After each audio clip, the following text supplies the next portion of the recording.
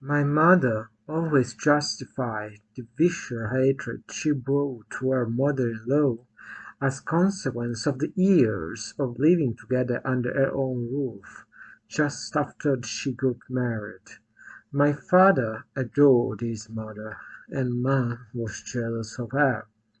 However, I don't believe that his small family feud could justify it. The bestial anger that my parent vented whenever she heard of the old woman. She was always very careful not to be rude face to face with her, perhaps so as not to annoy her father, to annoy my father too. Behind her back, however, she didn't skimp on insults, gossip, gruesome anecdotes, mortal and complacent offences. Hours and hours, while my father was at work, my mother spent on the phone with sister, aunts, acquaintances, gossiping about everything and everyone. She talked about every pain her husband caused her, how he neglected her to spend his day off with her mother, and even gossiped about the brainwashing mother-in-law and husband were operating on me. He never Well, she never lifted a finger to stop them, of course, but only to preserve family harmony and not disturb the growth of my other brothers. I don't think I have to force myself to forgive her now. Too many times she has already shown that she's not a mother to me. Not having a real mother, I don't even reserve the right to judge someone who is almost a stranger.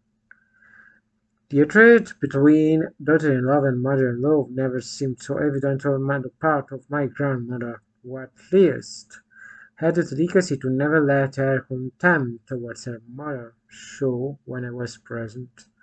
Over the years, indeed, it would have been she who would have gathered my outbursts against my mother, who increasingly showed her impatience with me. After my father turned had passed, it would have been the latter who wanted to almost kick me out of the house, so that I would leave her in peace to enjoy her almost regained conjugal serenity.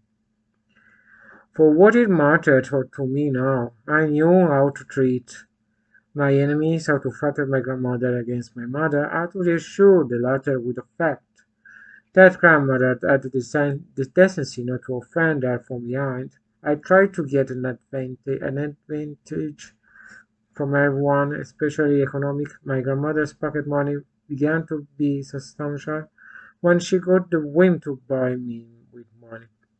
From my father, I demanded orders for books. For my mother, still ordered money for personal expenses. In short, it is one of the small privileges of the victims of separated families, that of enduring themselves to fill the void they have inside with a few small coins. Coins fall and accumulate, but never fill the widening abyss, which sooner or later will swallow themselves in a world. With no more positive figure to guide me after the death of my grandfather, I began to recreate a family of my own invention. My imaginary friends helped me, and now Teddy, my teddy bear, was also comforting my training nights between nightmares and faint crowns hiding under the bed. My brothers no longer talked to me. At school I was seen as a kind of an approachable nerd, and the grandmothers had resigned themselves to treating me like a demented and retarded kid. The maternal grandmother could have remedied this great loneliness of mine. She lived in a world far enough away from the gangrene developed by my father and her parent, and not even my mother could extend her causes that far. Unfortunately, this relative hypocrisy was matched only by a bigotry in matters of religion.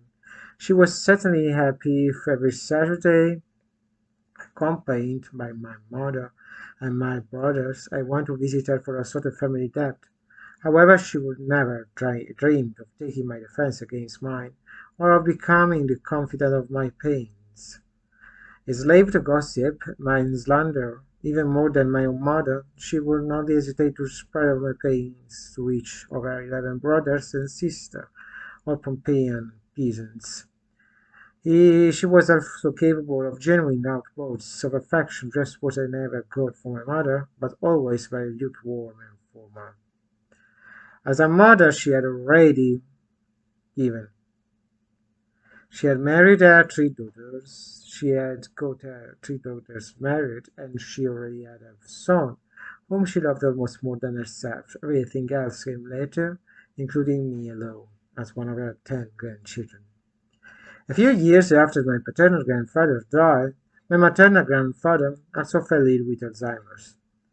I have already anticipated that he was never a very extroverted type, ignorant, retrograde mentality, and without great dialectical skills.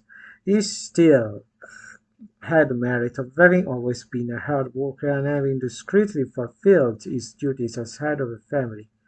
When the disease began to wreak havoc on his mind, dull his memories, and ruin his sense of direction, it was months before his grandmother began to report his oddities.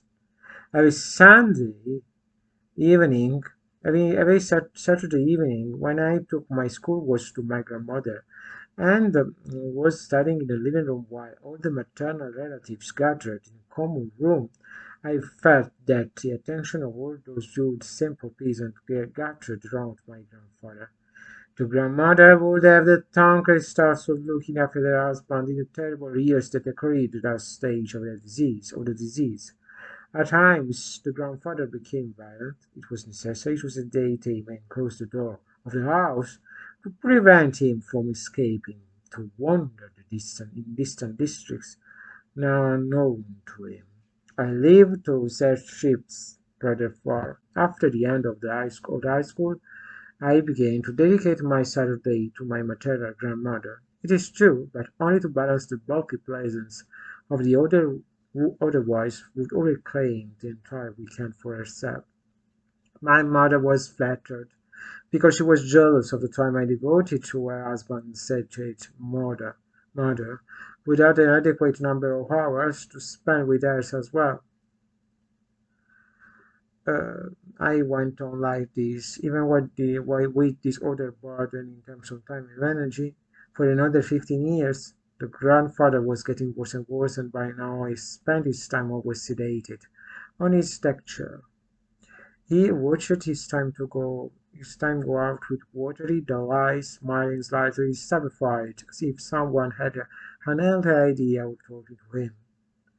He died 8 years after the other grandfather became because his bowels burst, I think due to a neglected constipation. As it all happened in the middle of the week, no one warned me that he had passed away, and I had the prudence to show up the following Saturday at my grandmother's with the air of fading from the clouds. Is grandfather dead? They didn't tell me. Obviously, my grandmother forgave me. I was a unfortunate grandson, punished by the Lord for some fault of my ancestors, with a tragic mental weakness. However, I repaid my basic indifference by pretending to be submissive to her, and to dedicate some affection to her too, as I did with my paternal grandmother. I also raised my identity on a Saturday, and another piece of me was shipwrecked forever in this unused plagiarism. Thank you for listening to me. See you in the next video.